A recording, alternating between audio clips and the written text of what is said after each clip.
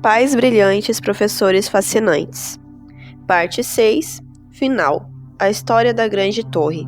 Se metade do orçamento dos gastos militares no mundo fosse investido na educação, os generais se tornariam jardineiros, os policiais poetas, os psiquiatras músicos, a violência, a fome, o medo, o terrorismo e os problemas emocionais estariam nas páginas dos dicionários e não nas páginas da vida. Quais são os profissionais mais importantes da sociedade?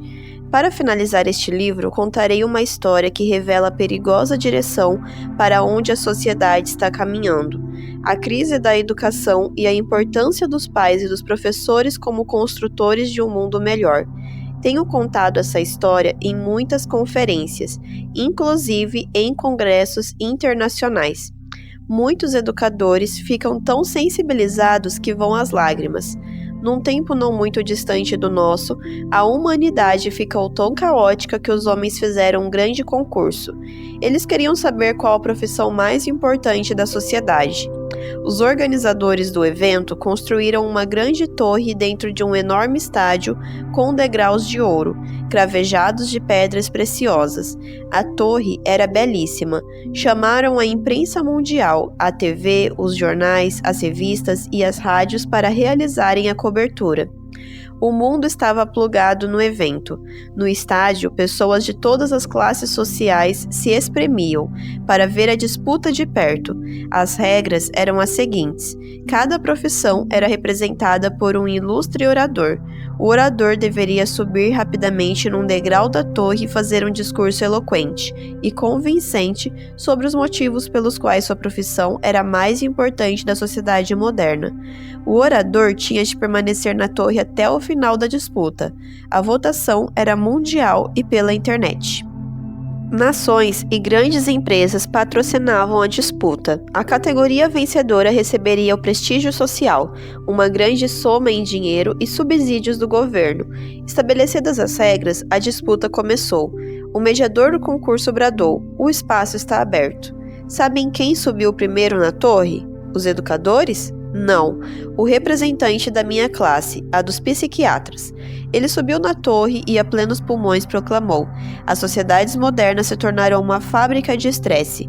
A depressão e a ansiedade são as doenças do século. As pessoas perderam o encanto pela existência. Muitas desistem de viver. A indústria dos antidepressivos e dos tranquilizantes se tornou a mais importante do mundo." Em seguida, o orador fez uma pausa. O público, pasmo, ouvia atentamente seus argumentos contundentes. O representante dos psiquiatras concluiu: "O normal é ter conflitos e o anormal é ser saudável. O que seria da humanidade sem os psiquiatras? Um albergue de seres humanos sem qualidade de vida.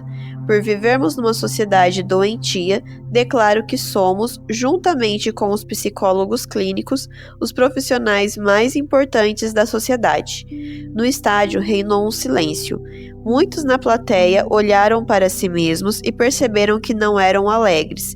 Estavam estressados, dormiam mal, acordavam cansados, tinham uma mente agitada, dores de cabeça. Milhões de espectadores ficaram com a voz embargada. Os psiquiatras pareciam imbatíveis. Em seguida, o mediador bradou: "O espaço está aberto." Sabem quem subiu depois? Os professores? Não, os representantes dos magistrados, os juízes de direito. Ele subiu num degrau mais alto e, num gesto de ousadia, desferiu palavras que abalaram os ouvintes. Observem os índices de violência. Eles não param de aumentar. Os sequestros, assaltos e a violência no trânsito enchem as páginas dos jornais. A agressividade nas escolas, os maus-tratos infantis, a discriminação racial e social fazem parte da nossa rotina. Os homens amam seus direitos e desprezam seus deveres. Os ouvintes menearam a cabeça, concordando com os argumentos. Em seguida, o representante dos magistrados foi mais contundente. O tráfico de drogas movimenta tanto dinheiro como petróleo. Não há como extirpar o crime organizado. Se vocês querem segurança, aprisionem-se dentro de suas casas, pois a liberdade pertence aos criminosos. Sem os juízes e os promotores, a sociedade se esfacela. Por isso, declaro, com o apoio dos promotores e do aparelho policial, que representamos a classe mais importante da sociedade. Todos engoliram em seco essas palavras. Elas perturbavam os ouvidos e queimavam na alma, mas pareciam incontestáveis. Outro momento de silêncio, agora mais prolongado. Em seguida, o mediador, já suando frio, disse: "O espaço está novamente aberto." Um outro representante mais intrépido subiu num degrau mais alto da torre. Sabe quem foi dessa vez? Os educadores? Não. Foi o representante das Forças Armadas. Com uma voz vibrante, sem delongas, ele discursou: "Os homens desprezam o valor da vida. Eles se matam por muito pouco. O terrorismo elimina milhares de pessoas. A guerra comercial mata milhões de fome. A espécie humana se esfacelou em dezenas de tribos. As nações só se respeitam pela economia e pelas armas que possuem. Quem quiser a paz tem de se preparar para a guerra. Os poderes econômico e bélico e não o diálogo são os fatores de equilíbrio no mundo espúrio." Suas palavras chocaram os ouvintes, mas eram inquestionáveis. Em seguida, ele concluiu: "Sem as Forças Armadas não haveria segurança. O sono seria um pesadelo. Por isso, declaro, quer se aceite ou não, que os homens das Forças Armadas não são apenas a classe profissional mais importante, mas também a mais poderosa." A alma dos ouvintes gelou. Todos ficaram atônitos. Os argumentos dos três oradores eram fortíssimos. A sociedade tinha se tornado um caos. As pessoas do mundo todo perplexas, não sabiam qual atitude tomar. Se aclamavam o orador ou se choravam pela crise da espécie humana que não honrou sua capacidade de pensar. Ninguém mais ousou subir na torre. Em quem votariam? Quando todos pensavam que a disputa havia se encerrado, ouviu-se uma conversa no sopé da torre. De quem se tratava? Desta vez eram os professores. Havia um grupo deles da pré-escola, do ensino fundamental, do médio e do universitário. Eles estavam encostados na torre dialogando com um grupo de pais. Ninguém sabia o que estavam fazendo. A TV os focalizou e projetou num telão. O mediador gritou para um deles subir na torre, eles se recusaram. O mediador os provocou. Sempre há covardes numa disputa. Houve risos no estádio, fizeram chacota dos professores e dos pais. Quando todos pensavam que eles eram frágeis,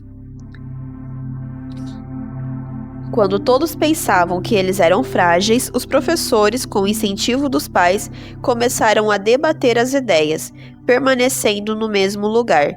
Todos se faziam representar. Um dos professores, olhando para o alto, disse para o representante dos psiquiatras: "Nós não queremos ser mais importantes do que vocês. Apenas queremos ter condições para educar a emoção dos nossos alunos, formar jovens livres e felizes para que eles não adoeçam e sejam tratados por vocês."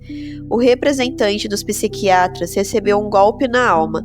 Em seguida, um outro professor, que estava no lado direito da torre, olhou para o representante dos magistrados e disse: "Jamais tivemos a pretensão de ser mais importantes do que os juízes.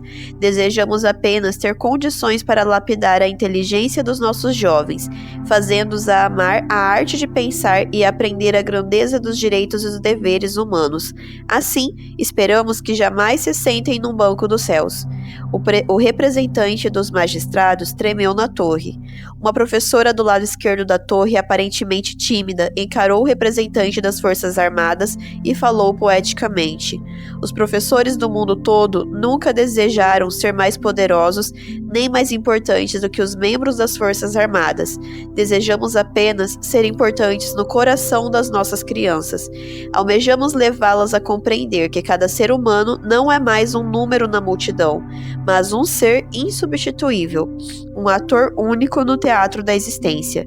A professora fez uma pausa e completou: Assim, eles se apaixonarão pela vida, e quando estiverem no controle da sociedade, jamais farão guerras, sejam guerras físicas que retiram o sangue, sejam as comerciais que retiram o pão, pois cremos que os fracos usam a força, mas os fortes usam o diálogo para resolver seus conflitos.